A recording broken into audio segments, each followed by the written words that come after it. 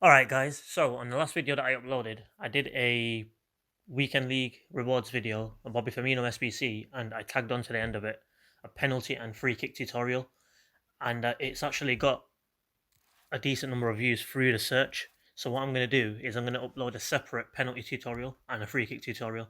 So I'll start with the penalty tutorial first. Now, when it comes to taking penalties, there's three ways to save penalties. I'll start with saving because it's easier. Number one is to stand in the middle and to dive at either direction.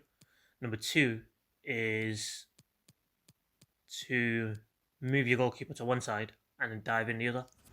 And number three is to look at what direction the player's taking the penalty and then dive in that direction. So trying to guess what direction they're going in.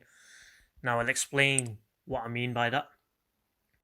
So the first method of saving a penalty is to hold the right analog stick towards the right or towards the left. Now you can aim either to the top right or the bottom right, top left or bottom left. Now what this does is your goalkeeper will dive in that direction, and he'll save it if it's going in the top right or in the right down the middle. The only way to score is to aim in the bottom right hand corner if you dive into the top right. Now this one's is hit or miss. If you go straight down the middle, if you go to the opposite side, anywhere on the other side, the goalkeeper won't save it. So this is something that I'd avoid. Now the second penalty kick method saving is to look for where he's going to aim. Now it's been a problem in the past few FIFAs, but if you look at my Bruno Fernandes now, I'm aiming to the bottom right, and as I slowly move across, look at his head shift, right? So I'm on the right and his head's facing towards the right.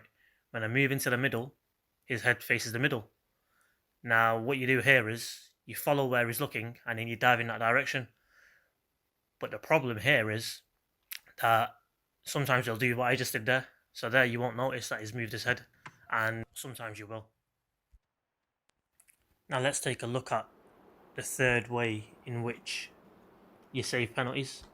Now the first two ways I've actually used computer footage because I don't use those methods. This is the most efficient method. So what you want to do is you want to move to one direction and dive in the opposite. So I've slowed these penalties down. So this first one, I moved my goalkeeper to the penalty taker's right and then dive left. Now that penalty is going straight down the middle. If I had kept my keeper straight, I would have saved it. If I dived left or right in the methods that I mentioned before, then I wouldn't have saved it. Now another one here. This one he goes slightly to the bottom left. I do the exact same thing and he saves this as well. If my goalkeeper stood straight, he wouldn't have saved it. Now there's a risk with taking penalties like that, and one of them is this here coming up. So I did the same thing again, except my goalkeeper doesn't dive. Well, he dives and then he stops, and that's what happens. So that is a risk. Now here's a third penalty here. Now his hullet goes to the bottom left, but I do the same thing. I move my goalkeeper slightly to the right and dive in the opposite direction. Now because he's not gone far left into the corner, my goalkeeper saves it.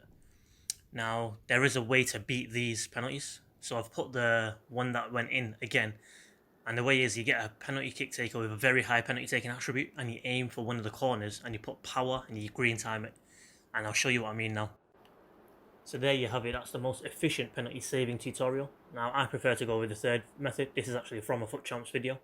I only ever use this method and I advise you use the same. Now I'll tell you how you can take penalties. So when it comes to taking penalties, there's various methods you can employ. Now what the majority of people will tend to do when you play online is aim straight down the middle like this, and that's where the moving slightly to the right and then dive into the other direction comes in handy, because you will always save them. A lot of other people will aim around here, so just slightly to either side of the goalkeeper. Again, this is where it comes in handy to move into one direction and diving in the other, because sometimes even if you dive in the opposite direction, you might still save it depending on whether the green timed it or how good the penalty taking attribute is of the player. But what I prefer doing is, especially with someone like Hazard who's got very high taking penalty attribute, is to aim as far as you can into the top corner. Now you got to put quite a bit of power. Now it's auto taking it, and that's the issue with penalties in FIFA 20. Unlike free kicks, it doesn't lock on as soon as you press the square button, so you need to hold it, and I understand that it is difficult, but if you get it right and you green time it, the goalkeeper won't save it even if he dives that way. I'll give you another example. I'll try and get it in off the post. A bit more power. Green time. There we go. He's diving in the top left corner. but because his penalty taking is 88 or something, I think it might even be higher. There was no way he was saving that. Let's aim for a bottom. He wouldn't have saved that even if he tried, because he dived. He would have dived to the left, but unless he moved slightly to the left and then dived to the left, his arms would not have reached unless he was a really tall goalkeeper. But even then, it was risky. So that's what I prefer doing, aiming very far into the corner. Now, people, when you're playing online, people will rarely aim for the top corner because it's so difficult to hold it there. Whereas if you aim for the bottom, it's so much easier because you've got to hold the analog stick down like that. Now, the more power you put and the green timer you get it, the further it goes into the corner. So that's probably the best method in taking penalties. Again, taking penalties is really hit and miss. But this is the method that I deploy, and this is what I'd advise. But yeah, there we have it for the penalty taking and saving tutorial.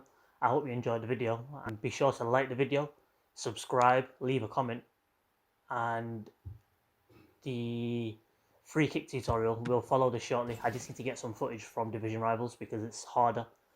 You get closer free kicks in real life gameplay, so it'll help me explain how to best to take free kicks better. So until you do that one, I'll catch you guys in the next one. Peace.